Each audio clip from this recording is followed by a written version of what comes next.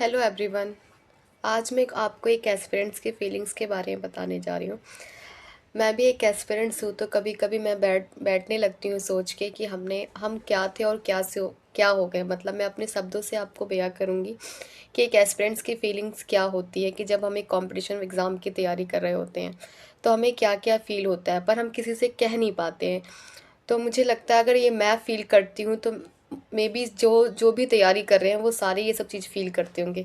तो इसके लिए मैंने कुछ शब्द लिखे हैं, मतलब मैंने अपनी ही फीलिंग्स को लिखा है और आपके सामने बयां करती हूँ मैं कि कंपटीशन की एग्ज़ाम की तैयारी करने वाले किसी एस्पिरेंट के साथ अगर आप 5 से 10 मिनट बैठोगे तो आपको क्या पता चलेगा कि अंदर से सब कुछ ख़त्म हो चुका है। मीन्स एक पेपर के चक्कर में हमने सब कुछ छोड़ दिया, अच्छे कपड़े पहनना, दोस्तों के साथ घूमना, फ़ोटो खिंचवाना, ये सोच के कि जिस दिन नौकरी लगेगी तो हम सब कुछ करेंगे, सब एंजॉय करेंगे, दोस्तों के साथ पार्टी करेंगे, घूमेंगे। पर ये नहीं पता चले कि वो वक्त कब आएगा। और तो और वक्त के साथ जो दोस्त थे वो भी छूट गए और हम नए दोस्त बनाना ही भूल गए। हम नए दोस्त बनाना ही भूल गए। अब हमें अपने ही जनरेशन के साथ जनरेशन गैप फील होने लगा, क्योंकि जनरेशन गैप फील, किताबों के पन्ने में हम इतना खो गए कि अब हमें चैट जीजीपी और एआई की दुनिया अजीब सी लगती है।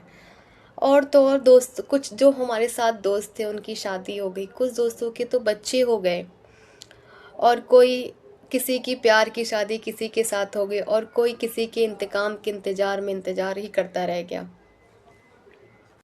और किसी को क्या पता था कि कभी चप्पड़ चप्पड़ करने वाले लड़की और लड़के, जो भी बच्चे दिन भर चप्पड़ चप्पड़ करते थे, अब वो शांत रहने लगे।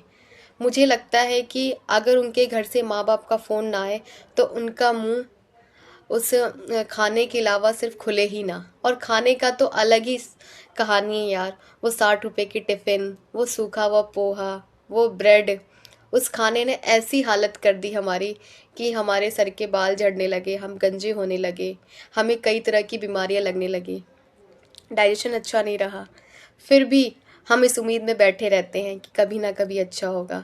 लाइब्रेरी की कुर्सी पे घंटों घंटे बैठ के कमर की हमारी L4 L5 ऐसी टूट चुकी है कि पूछो ही मत।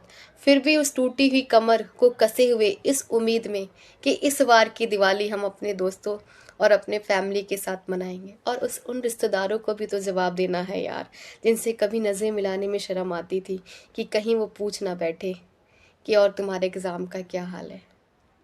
ये सब सोच के बहुत अजीब सा लगता है कि हम साथ साथ तो शायद ये शौक नहीं रहेंगे, अगर शौक होंगे तो साथी भी नहीं रहेंगे। इसलिए इस मैसेज के थ्रू मैसेज समझ लीजिए, या फीलिंग्स जो भी, मुझे पता है कि सारे स्टूडेंट्स की मोस्टली यही फीलिंग्स होती है, क्योंकि मैं इस चीज़ को फेस करती हूँ हर रोज़। तो मैं इसके ज़रिए बताना चाहती हूँ कि अगर आपके कोई भी फ्रेंड्स हो जो एस्पिरेंट्स हो, उनके साथ आप टच में रहिए, उनके साथ थोड़ा सा टाइम स्पेंड कीजिए और बातें कीजिए। मैं ये नहीं कहती कि आप पूरे दिन एंजॉय करिए चाहे कुछ है, पर अपनी लाइफ को हर पल कुछ ना कुछ नया कीजिए, और उसको अगर आराम से एंजॉय करके करिए। अगर हम पढ़ भी रहे हैं, मुझे पता है एग्ज़ाम टाइम है, मेरे बहुत सारे फ्रेंड्स हैं जो बहुत सारे स्ट्रेस लेते हैं, मैं भी ले लेती हूँ, इसमें ऐसा नहीं है। पर अगर हम खुद को, सबसे बड़ा मोटिवेशन मेरा मानना खुद का होता है, अगर हम सेल्फ मोटिवेट है तो हम कुछ भी कर सकते हैं। तो इसलिए आप अपने हर एक टाइम को जिए। अगर आप पढ़ भी रहे हैं तो पढ़ने के साथ साथ आपका एक टाइम भी होना चाहिए कि आप अपने फ्रेंड्स के टच में रहिए। आप ये मत सोचिए, मैं भी ये चीज़ फील करती हूँ कि अगर हमने उससे बात नहीं किया यार, काफ़ी टाइम हो गया, वो क्या सोचेगा क्या नहीं।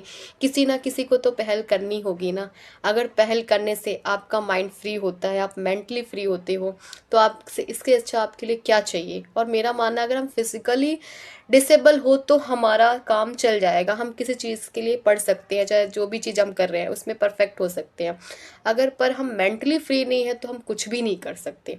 इसीलिए मैं रिस्पेक्ट करती हूँ उन सारे एस्पिरेंट्स को, मुझे पता है कि वो इस फेज़ में हैं।